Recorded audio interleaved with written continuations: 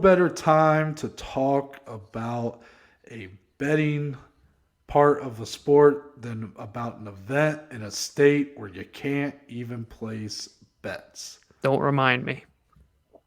TBD coming soon. TBD, yeah. Coming soon to a sports book near you. Yes. Thank you guys for joining us for this show by Below Average Bettors for the Below Average Better. I'm Noah Baker. That's Dominic Salee to my right. He's rocking the Max Holloway hoodie. You know. Shout out, Max. Shout out. Also the color of our alma mater. Also true. Shout out Falcons. Talons up. But Dominic, obviously this event, we are very excited for it. 2 more sleeps. Well, one more. One more sleep. Yeah. When this is out. I know we're just getting so excited right now. Stoked. Maybe we're already on our way home from Columbus. You guys might be like, why? Well, or maybe we're just getting started with Dana and the Howlerhead guys. We don't know yet. We might be making a couple trips to Columbus this weekend. Who knows? You know, the Joes are just going to be everywhere, baby. Woo. But we definitely wanted to get this out to you guys before we head down, even though we'll be in a state where no bets can be placed. Trust me, we got it covered. We just recorded this on Wednesday. Of course. But before we get into it, Dominic, I know we're going to have to talk about UFC London, but I want to give you an opportunity to tell the good people where they can find us on social media, because I didn't forget this time. Congratulations, Noah. You can find me on Twitter, on Instagram at DSlee14. More importantly, go follow, go engage, go interact with us, with the show on Twitter, on Instagram at BAJ_MMA podcast. You can find me on Twitter, Instagram at ntbaker_. You already know the drill. The link tree, list of links, Twitter, Instagram, YouTube channel, Spotify, Google, and Apple Podcasts. We're everywhere. They're all on there. Yes. And there's a couple links for Anchor, who does not sponsor this show, but they sponsor the podcast. So shout out to them anyways. But yeah, that's pretty much it. So Dominic, pull up the results from UFC London. Let's see how we did. Not too shabby, bud. Not too shabby. Yeah, Dominic really carried us this week. I mean, that's just the truth of the matter. I am starting to get a little concerned with my lack of success on parlays. Did you join the club? Parlays are inherently meant to be more difficult, obviously. That's why you get better odds, because you stack different things that have to happen on one another, and it's all or nothing. But I keep finding myself putting lots of parlays on here, and I'm only getting I got 1 of 3 on this card.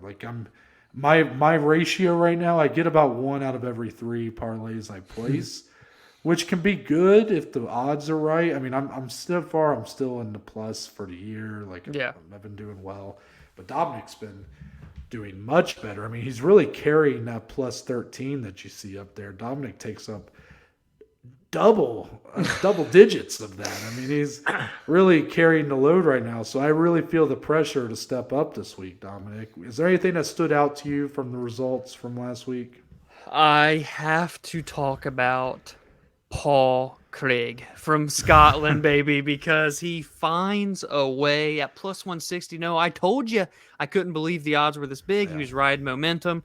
Then it started out, and I'm like, holy shit, I know why he's a plus 160 now. He's getting pounded, and he was getting dominated, right? But we've seen Paul Craig in that spot before, and he pulls a rabbit out of a hat, and he did it again here, against Nikita Krylov. He gets the triangle choke submission, looking like the Undertaker out there.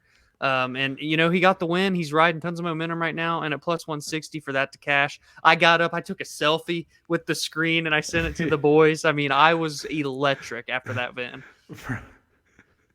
I'm crying because I just thought of something, but hold on. Let me just say, okay, for Paul Craig, that yes, oh my God, I can't stop laughing. Well, I'm excited now. So Paul Craig, I mean, you're right. I mean, I heard somebody say Paul Craig. I think it was Chuck Mendenhall said Paul Craig is 8-2 in fights that he's lost, and that is so true.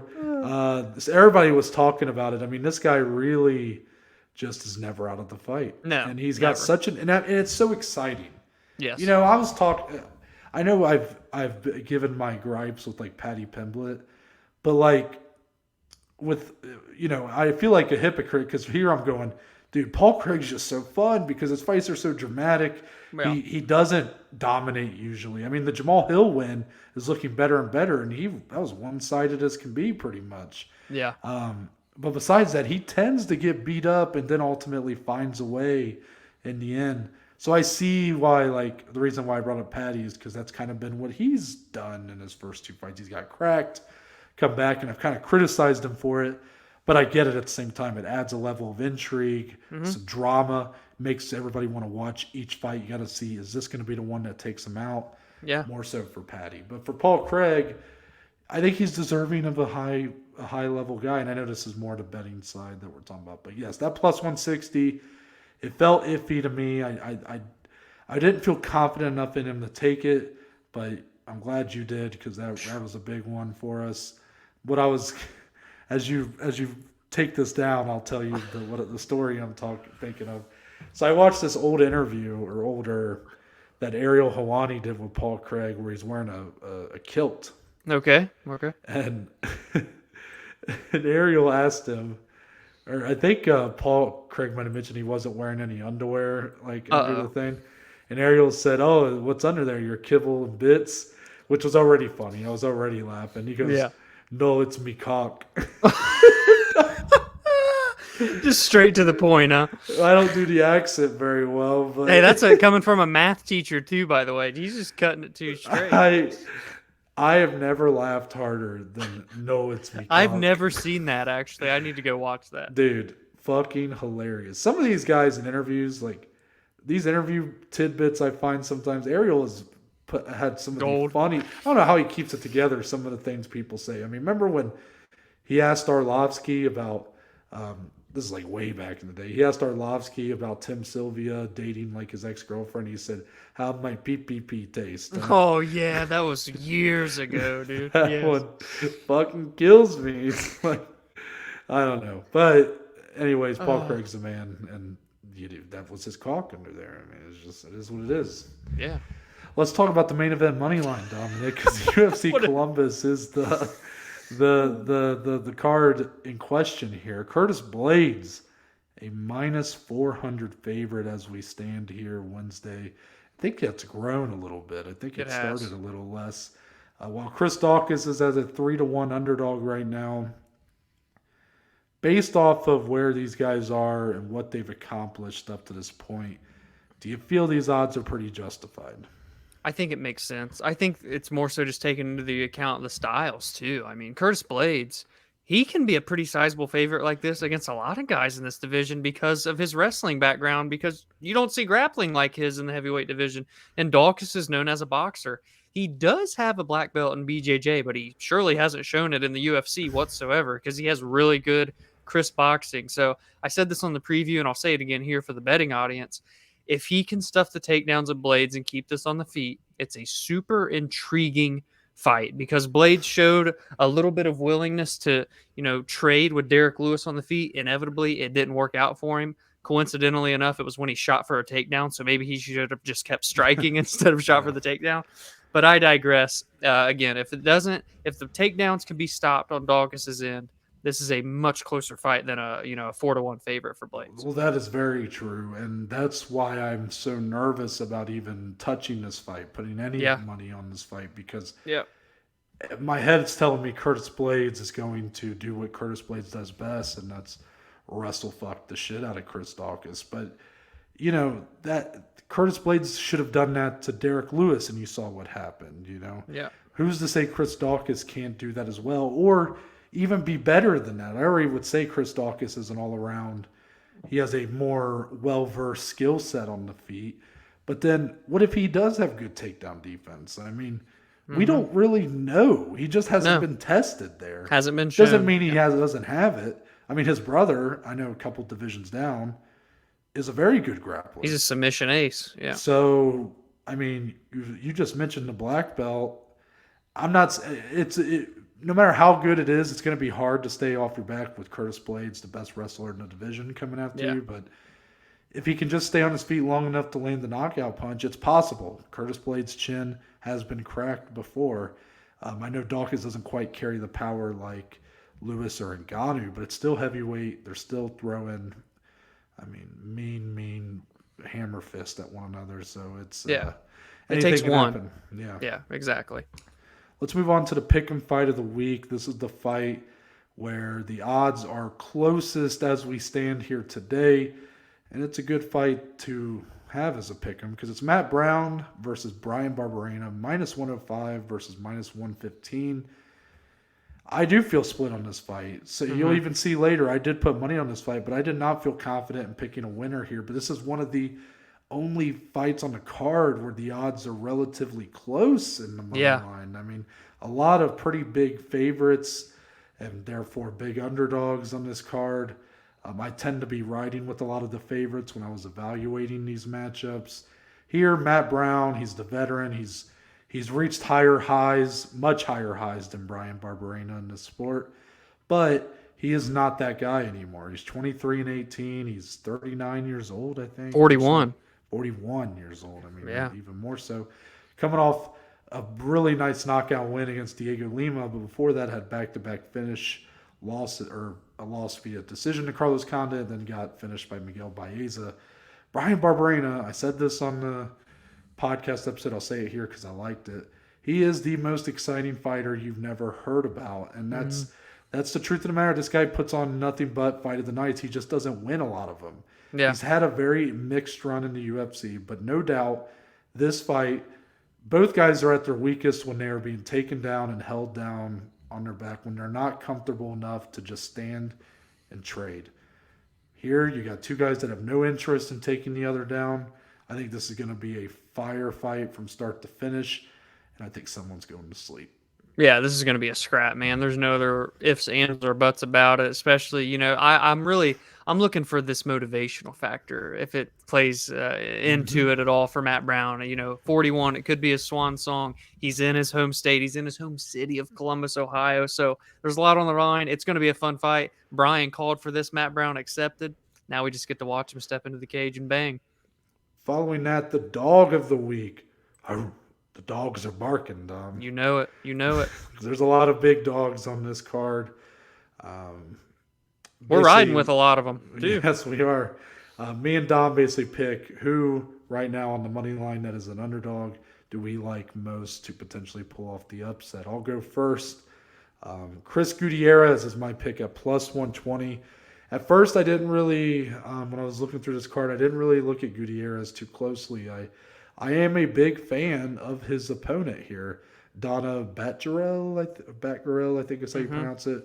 I know that's probably off, but Donna has 3 straight first-round finishes. He has a hammer. But for Chris Gutierrez, we've seen him go hard, 3 rounds, high output, doesn't get tired, and he's never been finished in his career. Yeah. That's where it really came down to me that I think it's a tough matchup for Donna personally. Gutierrez more experienced.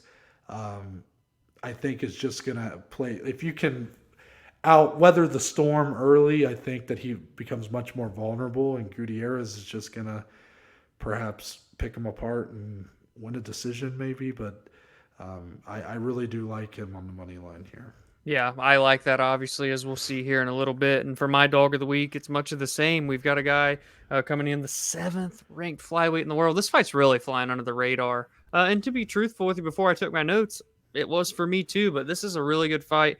But I'm going with the 7th ranked flyweight, Matheus Nicolau. He's plus 110. I think he closed it actually plus 100. I don't remember. I got plus 100 on here. Yeah, my sheet's wrong on my phone. It's right on here. Plus 100 for Matheus. And I just think what we've seen from him lately, going up against the 10th ranked David Vorak, by the way, very, very close fight in terms of, I think both guys have good ceilings, especially for the 125-pound division.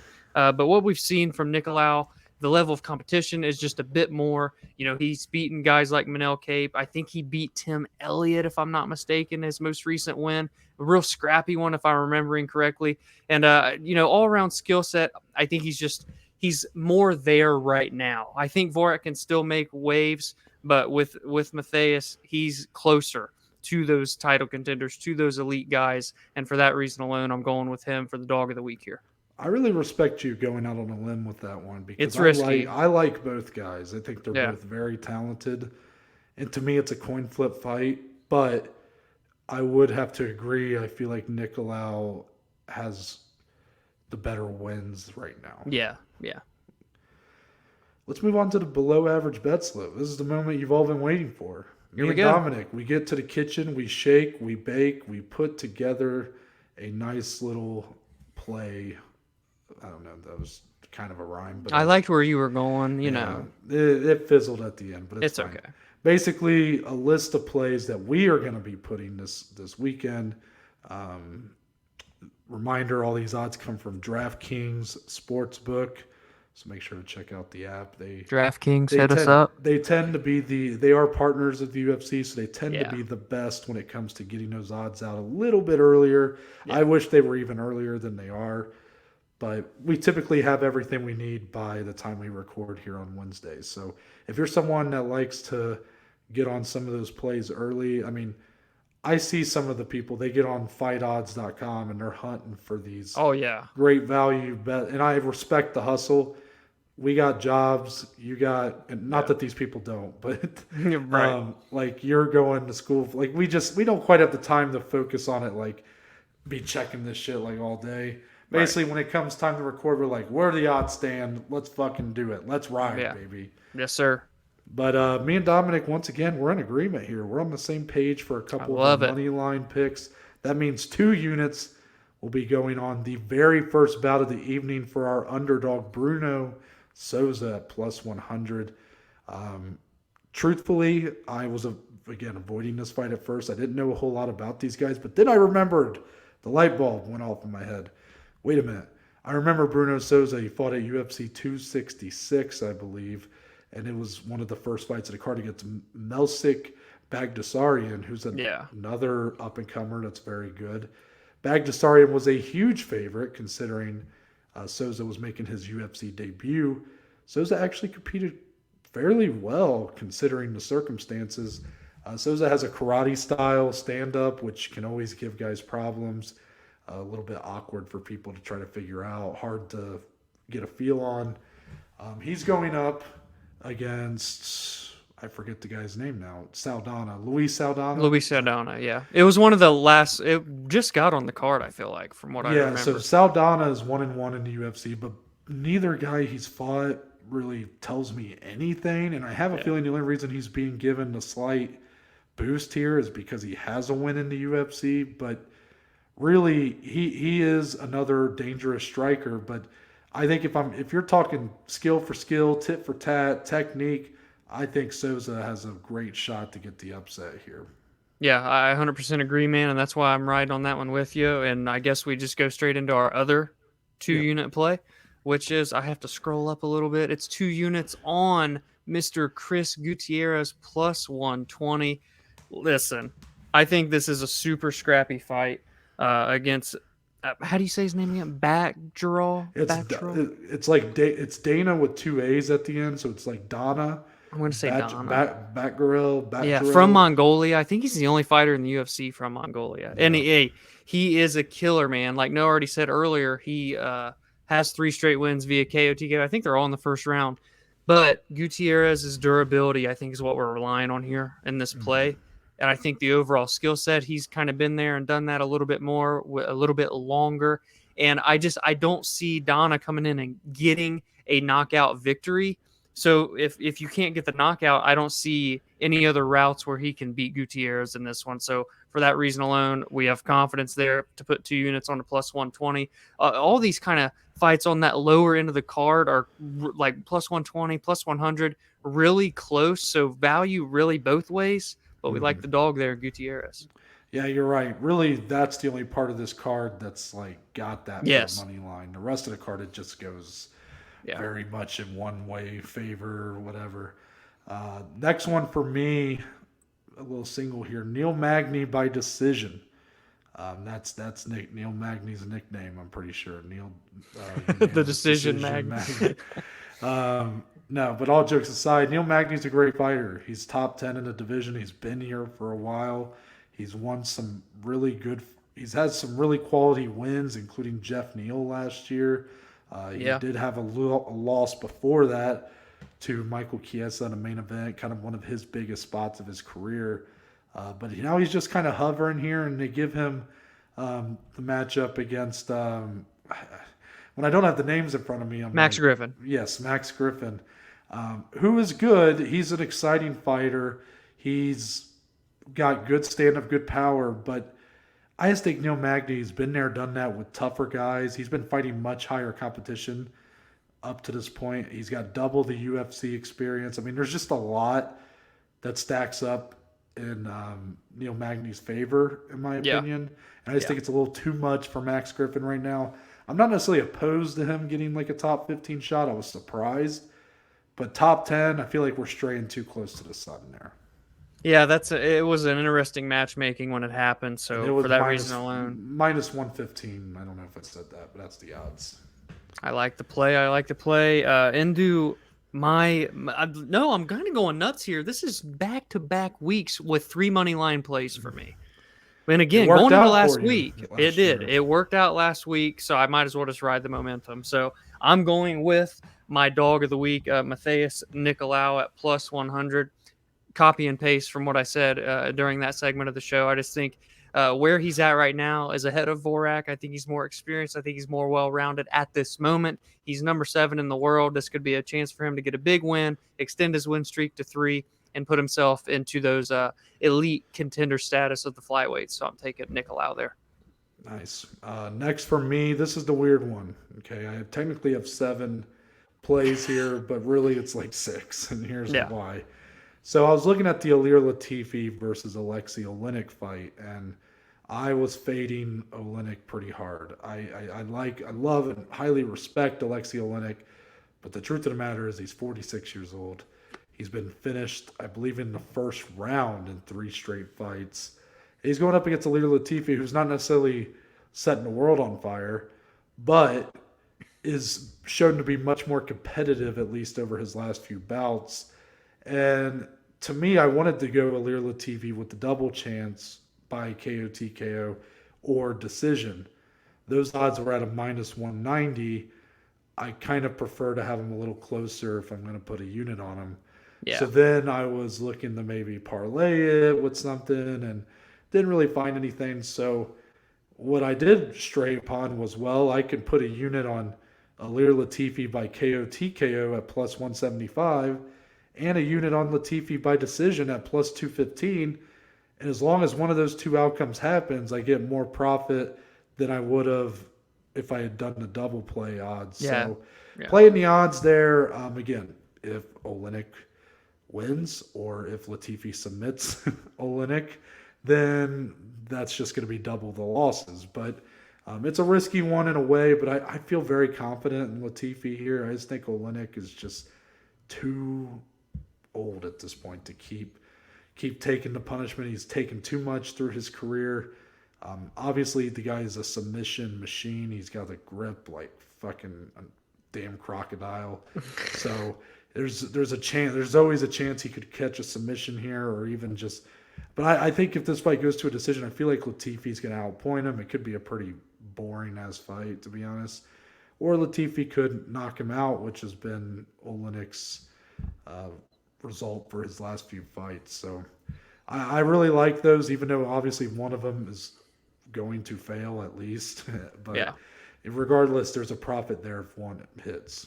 Exactly. You're making the money back plus a little more. I mean, you did a hedge, but for the same guy. It's kind of a unique strategy there, my friend. Yeah, exactly. So my last single, I'm going Vyacheslav Borshev, otherwise known as Slava Claus. He's came into the UFC after dominating on Dana White's Contender Series, and he's dominated thus far inside the UFC. 2-0, 2 finishes. He's finished like 4 or 5 straight if you look outside of the UFC. The guy's an absolute savage. He's 6-1 overall, so relatively green, but he looks like a guy that has a very high ceiling and a promising future. He's going up against his toughest opponent to date, and Mark Jacasey, but I'm picking Slaviclaus to win by finish at plus 120. A guy that's been riding so much momentum, been finishing everyone. I think he continues it here. I am a bit worried because Jacasey's pretty durable. He's been in some pretty back and forth, pretty fun scraps, honestly, throughout his UFC career, but he's never reached where he was originally kind of expected to be, when he first came into the UFC. And so at this point in his career, going up against a guy like Borchev, I just think there's more value there. There's a higher ceiling for Borchev. He is the favorite overall at minus 155, but to have plus odds at him to win by finish, which he's shown to do, again, 4 or 5 fights in a row, I had to take the risk there, and I'm going with the plus 120. Awesome. Now we move on to the parlays. I think you're on your parlay, right? I just got one. Yep. Yeah. So my first one, it's been the parlay that I've been most successful with, is a multi-leg heavy favorite parlay, all money lines. I'm doing 4 this time. A little bit risky, but I do like who I got on here. I start with Aliaskov Kirayev. He is the biggest favorite on the card. So much so, his opponent's name, I'm going to call him Dennis. His last name looks like half of it is looking in a mirror. That's what it looks crazy. like. Yeah. The name just, it happens sometimes. But his opponent is pretty much getting a contract for the sake of getting Kirayev a fight here. True. And because if you look at the wins he's had on the regionals, I was watching GC and Helwani. I'll give him credit, GC, for reading off the opponents of one Dennis's regional run. His last few fights, he's fought 2 guys that were making their debut, one guy that was 0-7, one that was 4-11 or something. I mean, not very good records. And honestly, Kirayev looks like the real deal, 13-0. Just looks to be quite the mauler, so I like him there. Second leg, Manu Fiorot. I really like her again. I think that not all eyes, but I feel like this is a big moment for her going up to the top 5. Jennifer Maia, who's susceptible, who's definitely hanging on by a thread at the top of the division, and Manu looking to make a huge splash and potentially get right in line to face the champion here soon. So yeah, that's 2. Leg 3, Neil Magny. I'm doubling down on Neil Magny on this. You are. One. So I really do think pretty highly of him in this matchup. I just think, again, he just has more skills. He's more experienced. He's fought better competition. I just think he's all around better. Last leg, Slaviclaus. I have him here. Look, Mark Jacasey is one of those guys that we always have kind of hoped we'd see him reach some sort of potential that was seen for him. But, he's coming off that loss to Rafael Alves where he got finished in the first round. It just seems that things are starting to trend downward for Jacasey, which means it's not the best time to be fighting an absolute monster in Slaviclaus. So tough draw for him, but that's the 4th leg. It comes out to plus 232. I think that has a great chance to hit. Yeah, that's a big one, man, and I like that. For my parlay, it's just 2 legs this week. It is plus 200, though, which I really like. First leg being Alexa Grasso to win by decision against Joanne Wood. Grasso's won 9 out of 13 via decision. She's never had a submission, and really, if JoJo's getting finished, it's by sub, and I just don't see this fight going to the ground. As good as Grasso is on the feet and her boxing, she doesn't really have the power, I don't think, to get a finish here when JoJo's been in there with so many other great female strikers. So I think she's going to look great. I think it's going to be a big performance from her, but I think she gets it done over the course of 3 rounds. The second leg is Mano Fiorot to also win by decision. No, I already said it. This is a coming out party for her. This is a chance for her to quite literally catapult right into maybe a title shot if she can beat Jennifer Maia. As good as Fiorot is, she's finished a lot of them. I think she's finished 6 out of her 8 wins. So this is risky, but Maia is very durable. I think she's only been knocked out once in her entire career. Again, this is one where Mano is going to want to stay on the feet. Maya probably is going to want to grapple here. It's not going to work out well for her if she wants to get the win. So overall, I don't see a finish, but I see a big statement made by the woman from Paris. So plus 200 on that parlay. Well said. We're kind of on the same page on that one a little bit as well. Last one here, another parlay, but this one's only 2 legs. I'm trying to be as conservative as I can with the parlays and just put the best fucking plays on here, so that way I can get that success rate up on them. Starting with Sarah McMahon, Carol Rosa. I think that fight, or I have that fight to go the distance. Women's fights tend to over 50% rate go to decision. This fight could be actually kind of good. It's one of the fights I'm kind of least really invested in, but Sarah McMahon's down for a good fight, and I like Carol Rosa. I think Carol Rosa is kind of coming into her own right now, and this is a big opportunity for her. So it could be a fun scrap, but ultimately I see it going the distance. And the second leg, Matt Brown, Bryan Barberena. You could probably tell by the way I was talking about earlier. I said someone's going to sleep. Well, I'm putting my money where my mouth is. For this fight to not go to distance is the second leg. That comes out to a plus 135. Brown Barberena, they tend to kill or be killed. That's going to be the route here. I like it. And that pretty much wraps it up for this edition of the Nosebleeds. Let us know what plays you're making for the weekend. Are you going to be attending UFC Columbus? If you see us, say hi. What's up? Spit in our face. I don't know. Just whatever. Maybe not do that. Sorry. But Dominic, that's it. We're out. And we will see you guys not next Thursday. Oh, yeah, true. There's no fights. So see you on the flippity flip. Huh?